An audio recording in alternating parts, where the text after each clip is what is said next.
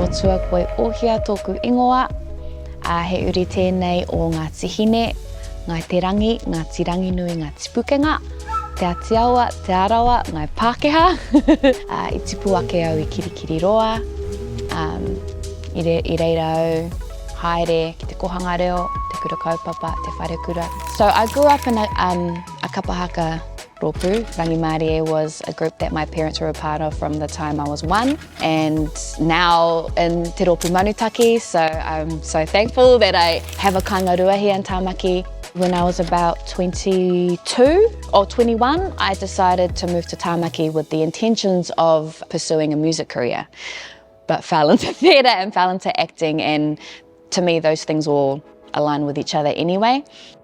I auditioned for a theatre show called Black Ties, and in that audition is where I met Tainui Tukiwaho and Amber Corrine, and then they were crazy enough to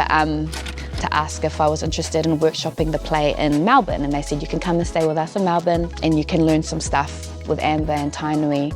They really nurtured me, and they've been literally taking care of me for these last 4 years, mentoring me, teaching me about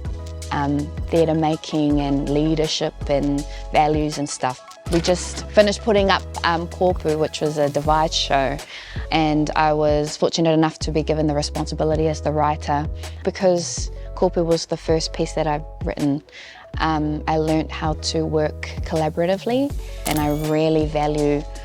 the ideas and creativity of other people, and I think that makes the work stronger. I really like to try and process the story and process the intentions of the idea, and I'm still learning how to do that too, so it's a never-ending